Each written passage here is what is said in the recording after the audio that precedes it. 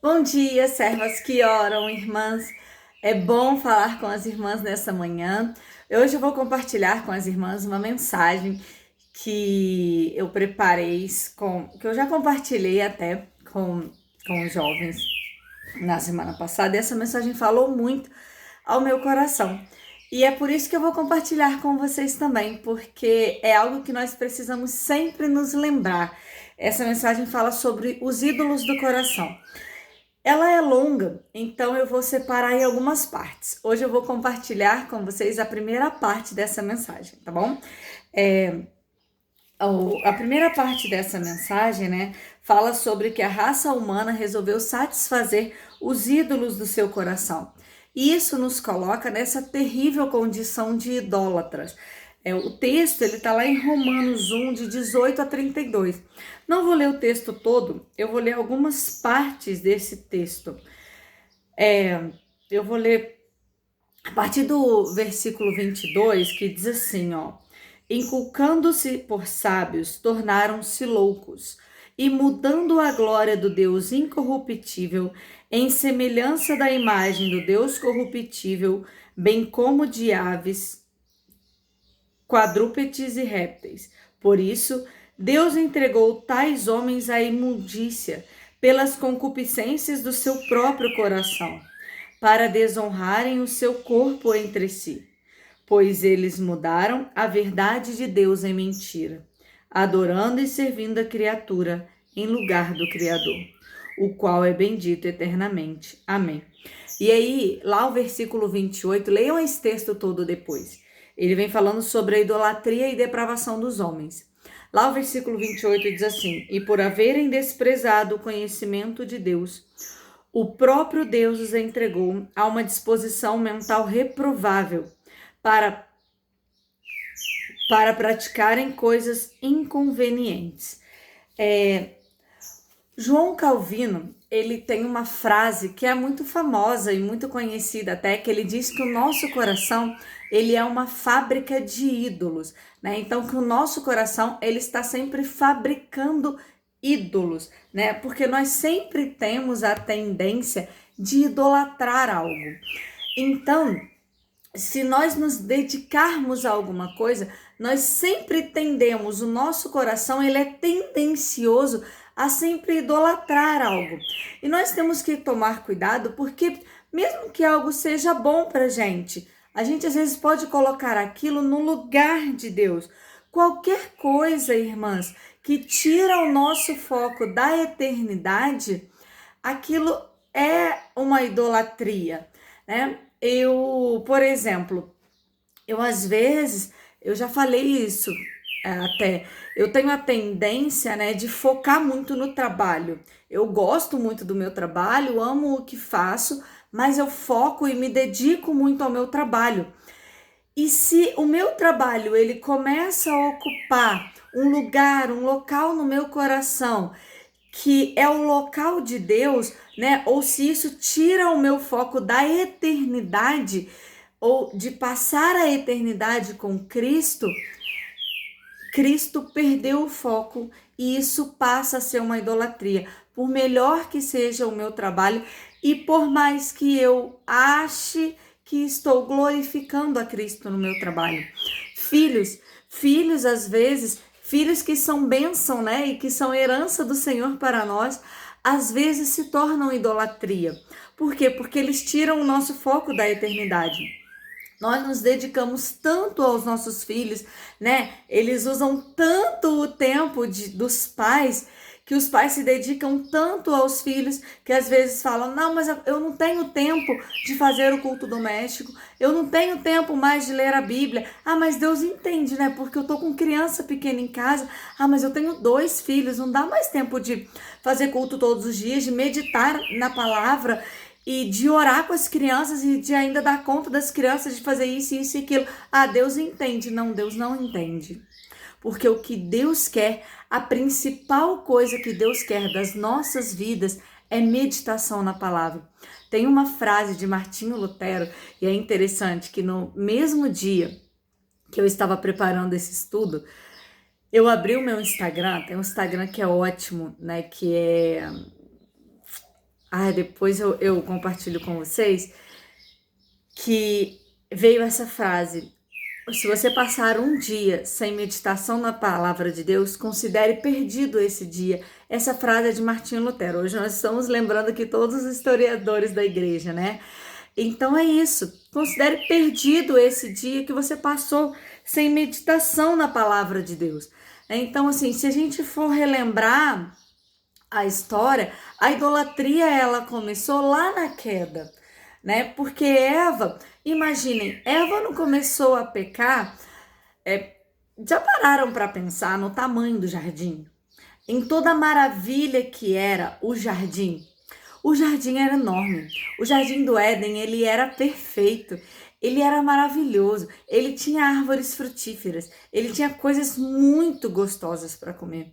Mas ela se encantou com uma única árvore. Ela se encantou com aquela árvore que não poderia ser comida. Por quê? Porque ela foi alimentando em seu coração a idolatria. E às vezes nós queremos culpar o outro pela idolatria, né? Já resumindo aqui um pouquinho. Por quê? É mais fácil, né? É mais fácil a gente falar assim: mas eu não tô conseguindo por causa do meu trabalho, eu não tô conseguindo por causa dos meus filhos, eu não tô conseguindo por conta da faculdade. Não, a culpa é nossa. Nós não estamos conseguindo porque nós não estamos priorizando o nosso tempo, porque nós não estamos colocando a Deus como prioridade. Nós não estamos conseguindo porque nós estamos idolatrando e alimentando. Aqui em Romanos fala, né, que por haverem desprezado o conhecimento de Deus, o próprio Deus o entregou a uma disposição mental reprovável para praticarem coisas inconvenientes. E aí no versículo 24 fala: pelas concupiscências do seu próprio coração. Esses ídolos, irmãs, eles já estão no nosso coração. E se nós não alimentarmos o nosso coração de coisas boas, da palavra do Senhor, se nós não buscarmos coisas boas, o nosso próprio coração ele já vai ser entregue às concupiscências. Esse estudo de Romanos, ele diz exatamente isso, que o nosso coração ele já tem essas concupiscências. Então, se nós não nos enchermos da palavra todos os dias, se nós não buscarmos a Deus todos os dias, né, como Martinho Lutero disse, se nós não tivermos essa meditação da palavra todos os dias, o nosso coração ele vai sim ser entregue a ídolos. E aí não adianta colocar desculpa no outro. O problema é nosso, né? O problema hoje os coachings por aí, eles dizem isso, que o problema não é falta de tempo, o problema não é falta de agenda, o problema é falta de prioridade. Acorda mais cedo, dorme mais tarde, reorganiza a agenda, mas medite na palavra do Senhor. Medite nela o tempo todo, medite nela ao acordar, medite nela antes de dormir. Encontre o seu melhor momento, mas medite na palavra do Senhor.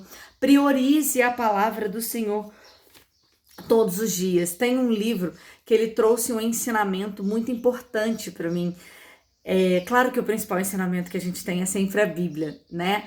Mas o nome do livro é Super Ocupado, do Kevin DeYoung. E ele diz que quando nós nos ocupamos com todas essas coisas, isso é vaidade. E vaidade é pecado. Não podemos dar outro nome para o pecado, irmãs. Quando nós nos ocupamos do trabalho, quando nós nos ocupamos demais com os afazeres de casa, quando nós nos ocupamos demais com os filhos, isso tudo é vaidade. Então, se nós não ocupamos demais com Deus ou com as coisas de Deus, nós estamos alimentando o ídolo da vaidade no nosso coração. E isso é pecado. Não tem outro nome para isso, né? Nós estamos alimentando esses ídolos no nosso coração.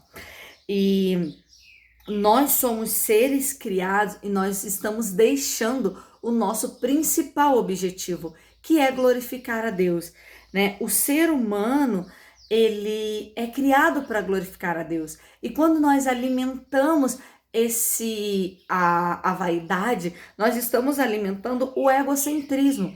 E aí nós vemos para esse versículo 25 que diz que a criatura, que nós estamos servindo a criatura no lugar do Criador, né? Então, assim, nós estamos dando lugar ao egocentrismo, né? E é isso que nós não podemos deixar. Nós precisamos sempre nos lembrar que nós precisamos servir ao Criador e não à criatura. E a criatura que eu falo não é só servir o outro. Às vezes nós estamos nos servindo e achando e nos enganando, achando que estamos servindo a Deus. Então, não, nós não estamos servindo a Deus, tá? Às vezes nós estamos servindo a criatura, alimentando o nosso próprio ego. Então, precisamos tomar cuidado disso, né? E terríveis coisas, irmãs, é nós sermos entregues às concupiscências do nosso próprio coração.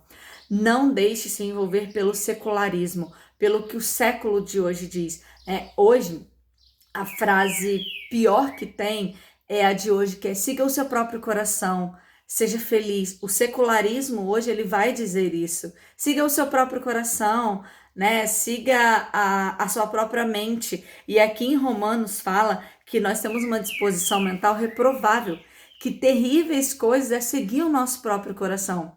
Nós, mulheres do Senhor, devemos seguir o coração de Deus, devemos alinhar a nossa mente com a mente de Cristo, né? Porque o nosso próprio coração, ele é reprovável, ele alimenta e ele fabrica ídolos, né? Que não são para o Senhor. Então nós precisamos, nós não podemos acreditar nisso, né? O coração do homem, o nosso coração, ele quer nos controlar. Então o que nós devemos buscar é ter uma satisfação plena no Senhor, né? E a cada dia, quanto mais nós buscarmos do Senhor, mais nós nos alimentaremos do Senhor e menos ídolos nosso coração terá, né? Essa será exatamente a parte 2 da nossa reflexão.